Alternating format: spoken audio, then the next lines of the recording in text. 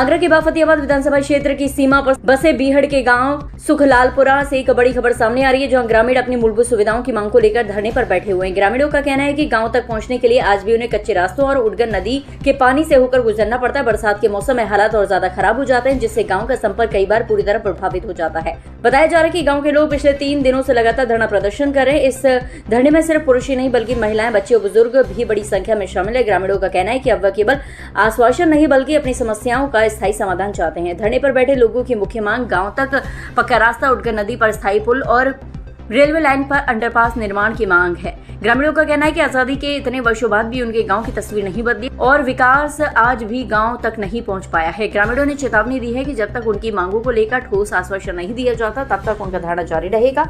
उनका कहना है कि मूलभूत सुविधाओं की कमी का सीधा असर बच्चों की पढ़ाई और गाँव के विकास पर पड़ रहा है। अब देखना होगा कि प्रशासन ग्रामीण की इस मांग पर क्या कदम उठाता है और धरना कब तक जारी रहता है।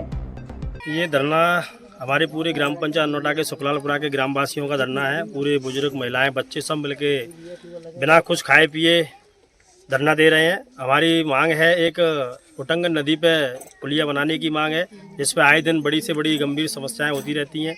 1-2 बार इसमें बड़ी गमी भी हो चुकी हैं पानी में डूबने से। और एक जैसे रास्ता है लगभग फतेहाबाद रोड से 1 किलोमीटर पड़ता है। सरकार से हमारी यही मांग है, इस रास्ता को पक्का करा दिया जाए और एक उटंगन नदी पर पुलिया बना दी जाए।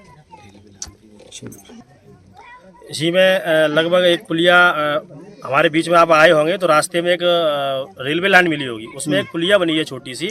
वो पुलिया सिर्फ रेलवे विभाग ने पानी निकालने के निकास के लिए बनाई है, ना कि लोगों के लिए। लोगों के लिए तो कोई पुलिया बनी ही नहीं है। अब जब पानी बारिश का महीना होता है तो उस पुलिया के अंदर पानी का भराव बहुत ज़्यादा हो जाता है, तो लोगों को रेलवे लाइन क्रॉस करके आना पड़ता है। उसमें भी लगभग 6 से 7 लोग पहले कभी और 1-2 साल पहले उसमें घटना हो चुकी है।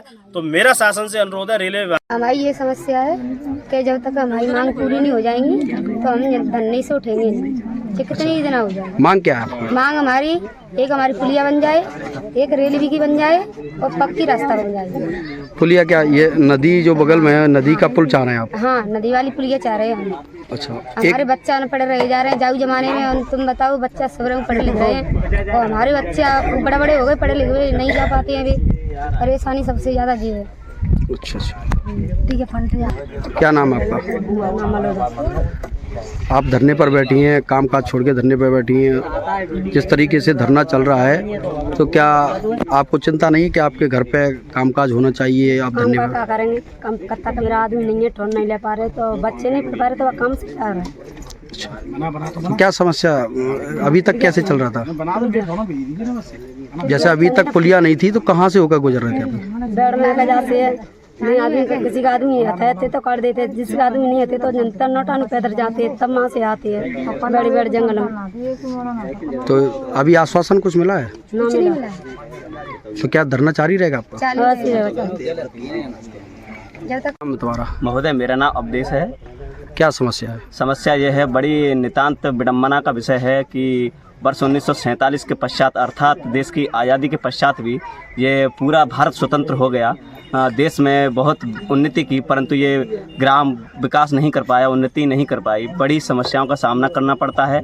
नदी का जल भराव, जब जल स्तर बढ़ जाता है तो व्यक्तियों को जो है कि आपातकालीन सेवाएं, स्वास्थ्य सेवाएं भी नहीं मिल पाती।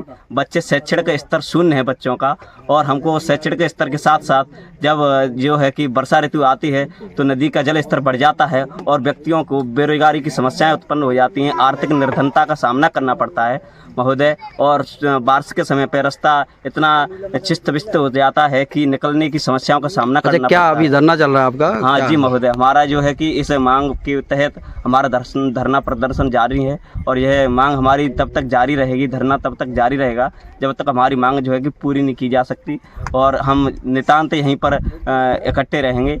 ये हमारी शासन से मांग है।